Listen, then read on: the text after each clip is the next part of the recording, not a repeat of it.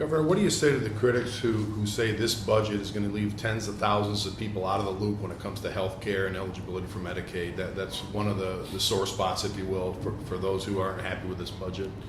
I'd say that couldn't be more wrong.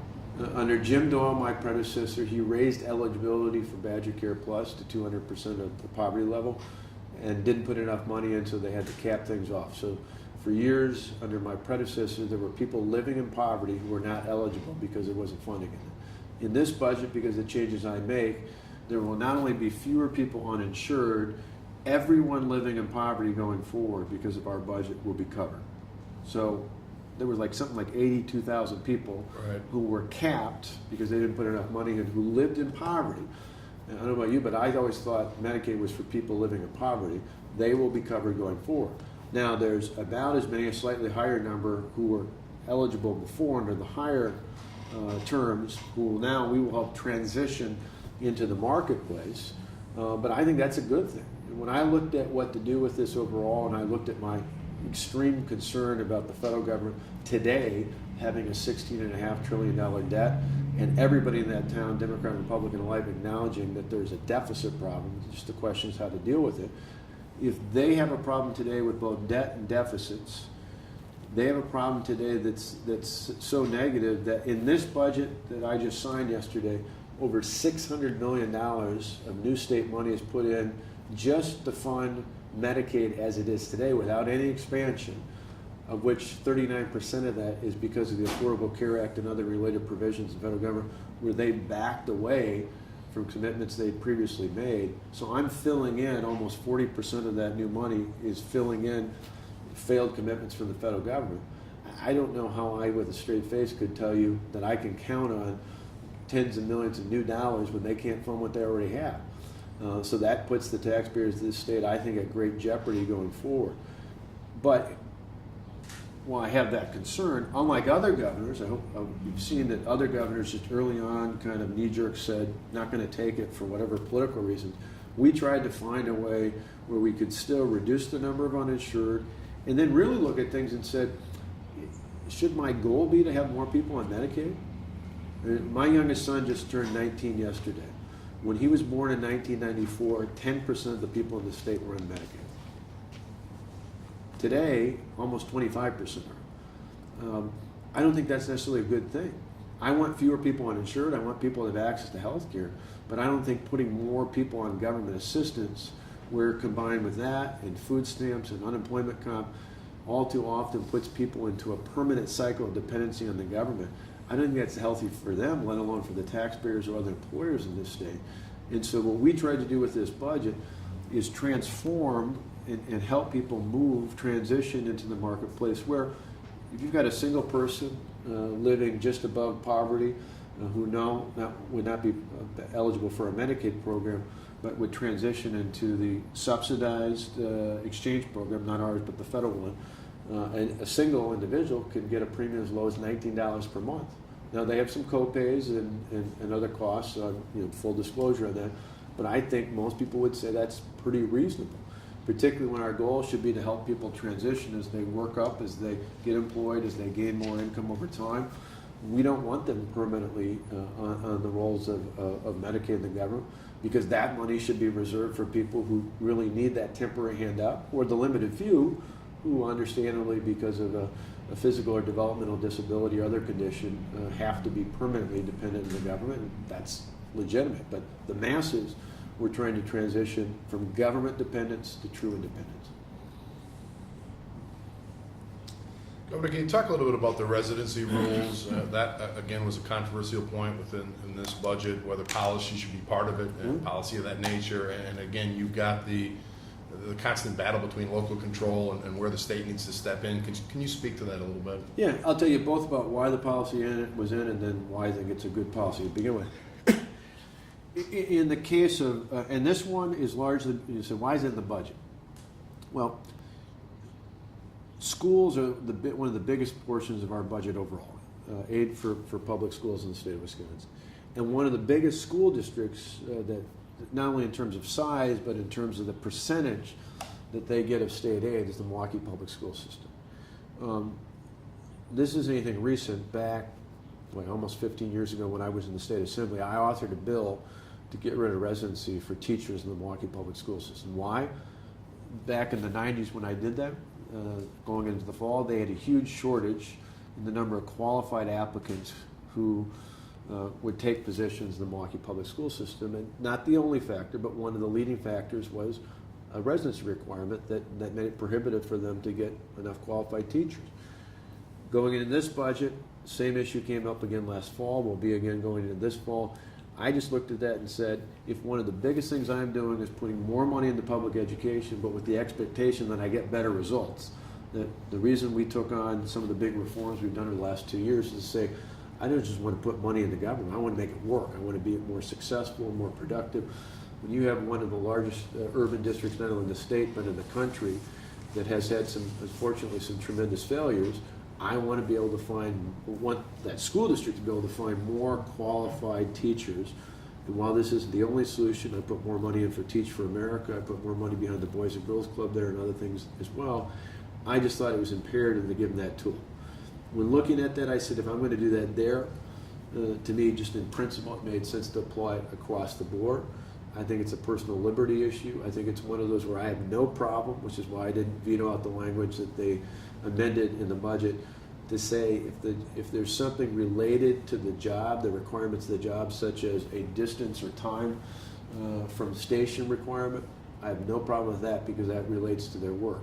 But there's nothing that has anything to do with their ability to do their job as to whether they live on this side of the city or county line or that. In my case, my home in Wauwatosa is actually closer to the fire station in the city of Milwaukee than it is the one in the city of Wauwatosa.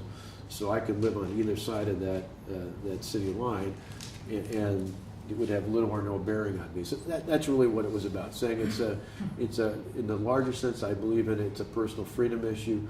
Make requirements for work related to work. Don't make them on an arbitrary line. And what I've said, whether it's in Milwaukee or any other city across the state, the way you make for a strong city, a strong community, is not by putting up an artificial barrier, a wall to keep people in. It's by having better schools, safer streets, and a better economy. But what do you say to those who believe in local control, that it should be up to the city councils or the school districts and that? I mean, in general, I like less state government. You know, some people want less government, want more local control. I do. The ultimate local control is the people. I put the power in the hands of the people, not of the government itself. In this case, to me, I view it as a personal liberty issue. To me, I'm protecting the personal liberties and freedoms of those employees or potential employees who say, local control can say, if we say in this given community, we think you should live within 15 minutes of a fire station versus somebody else says, I don't care where you live, we'll handle staffing, that should be a decision left up to the local government. But to say that somebody has a condition that has nothing to do with their ability to perform their job, to me that's a personal freedom and liberty issue. So I think you're right about it, but it's just one of those where it's why in other things, the state government, the federal government, others step in when personal freedoms and liberties are at jeopardy and say, we're going to rule on behalf of the individual before we rule on behalf of the government. It's a fair question. Governor, if you take a look at the fiscal picture, taxpayers should be excited about this budget. There's money coming back, if you will. But in the big picture, that certainly affects the state's ability to collect revenue. Mm-hmm. Do you have any concerns moving forward of where this budget's going to leave the state long term? Actually, I think we're in great shape. We end this budget with a surplus. There have been some who raised concerns about the structural status, although I would remind folks it's 5 times smaller than Jim Doyle's last budget was, and we were able to manage the last budget we inherited the deficit with, which was $3.6 billion. We finished off yesterday, the end of our first budget, with more than $500 million in surplus. Part of it's in management. The larger part about it, though, is I believe, people can agree to disagree, but I believe if you put more money back in the hands of the taxpayers, that is one of the ultimate stimulus effects. You look at us versus Illinois. Illinois, 2 years ago, when we each inherited big budget deficits. Illinois had it. We had it. Almost every state in America had it. Illinois saw fit to balance, or attempt to balance their budget by raising taxes 67% on individuals, 46% on businesses. They had to come back a year later. Their budget was a mess.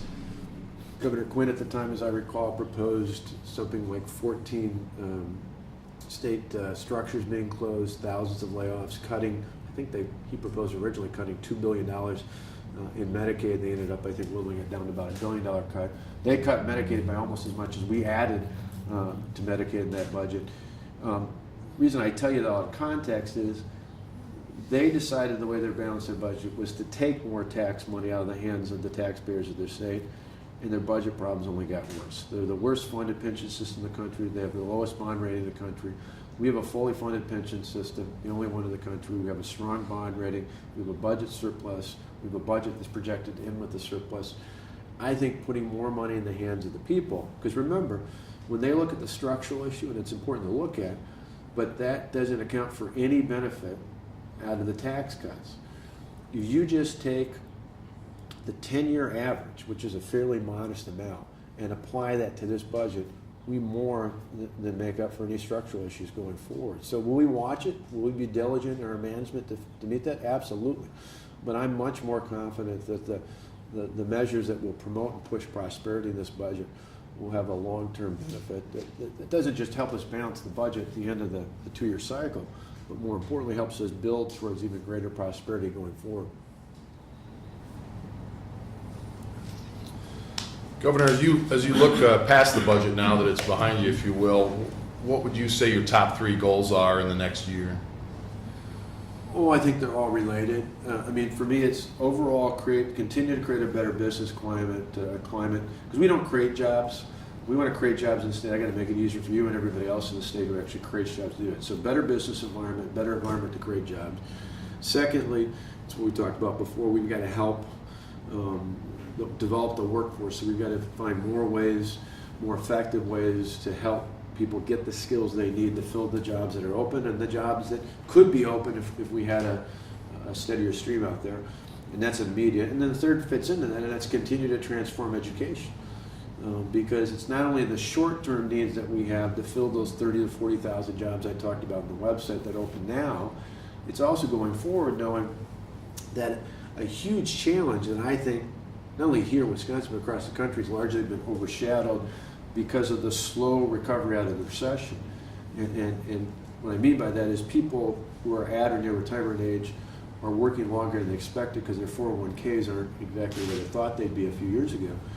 That's kind of masked the fact that you've got this whole baby boomer generation who either is at or near retirement age. Going forward, particularly people in HR across the state know that there's a huge challenge out there. That if we want to continue to keep our businesses here and attract new ones, we've got to have a steady supply of well-trained, well-prepared workers to fill those positions. In the short term, it's what I talked about with workforce development.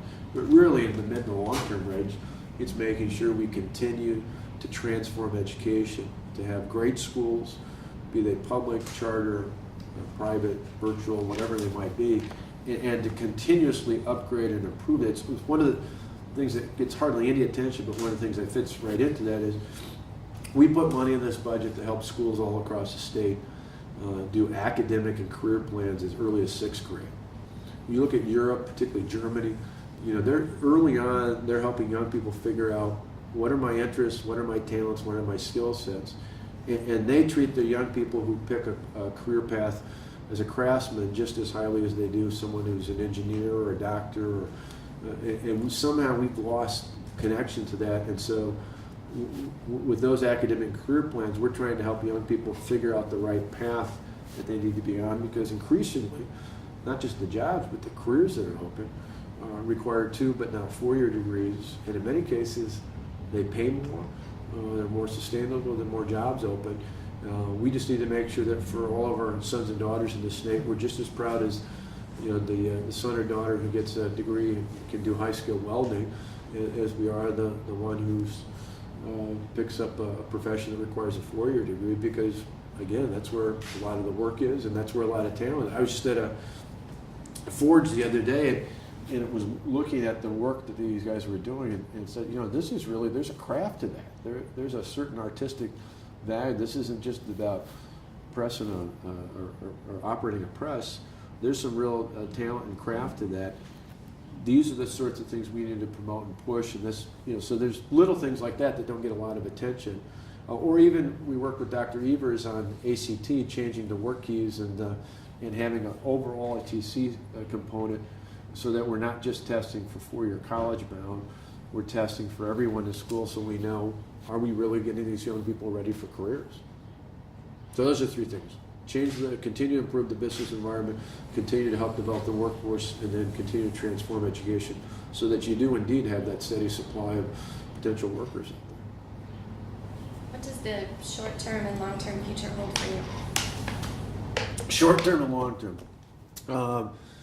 Well, I mean, for me, I'll be making an announcement sometime next year about the 2014 election. I mean, I don't worked pretty hard twice now running for governor in the last couple of years, so I'm not too anxious to get back into yet another campaign for governor. By next November, presumably, it will be my third campaign for governor in 4 years. Apparently, God wants me to be really good at running for governor. But I enjoy the job. I can see why, I've been friends with Tommy Thompson for years. I can see why he so enjoyed being governor. I can see why other governors, Mitch Daniel and others I've talked to, Jeb Bush, have told me how, some of their best days in their entire professional careers had been when they've been governor. In fact, I actually talked to a fair number of governors who left and went in the president's cabinet or otherwise in both parties or went to the Senate, who can tell you the number of days they were in office, because they all, to a person, almost say they prefer, their best or their worst day at governor was better than their best days as a cabinet member or senator. So I'm really focused on that. In anticipation of a reelection, a true reelection bid, I'll lay out next year a very bold agenda going forward for a second term, if God willing, the voters saw fit to keep me as the governor. That would talk about additional things we can do to improve the quality of life and the future of our state, and that's really what I'm going to be focused on. Governor, what's your reaction to the recent Supreme Court decision in terms of same-sex marriage and the Defense of Marriage Act? What's your take on that? We looked at it just in terms of the state, and really, as far as our legal counsel and others, the Attorney General's office point out to us, while it certainly has an impact on the federal government, it really doesn't have an impact on Wisconsin. The measure that the voters approved in 2006 to alter or amend the state's constitution remains essentially intact. It would just vary in terms of benefits or issues that were provided at the federal level to folks who may move into the state, but doesn't have any impact in terms of us. So for us, I haven't really engaged in that particular issue. On a personal level, do you think it's a step forward, step back? I mean, apart from the legal aspects of where the state's accountable? Yeah, I mean, I supported the constitutional amendment in 2006, but like I said, I haven't really gotten engaged in it because, issues like that and some of the others that they talk about nationally are issues I think distract from the work I'm trying to do and the things you just asked me about priority-wise, to create a better business environment, to develop the workforce, to transform education. And so it's part of the reason why, go back for a second when I mentioned about these listening sessions I held, talk with Walker sessions we held, whether it was at Ace Marine down the way here in Mercy, or I was in Mercy yesterday, in Green Bay or elsewhere. It was, I heard from folks, hey, we really want you to hunker down on these issues. And so those are the three, and then I throw in, continuing to reform government and investing in our infrastructure. But those are the things we've tried to stay focused on. So I'm not trying to punt on it. It's just I haven't really gotten actively involved in that because I figure I got my hands full just tackling these big issues with the economy and the workforce.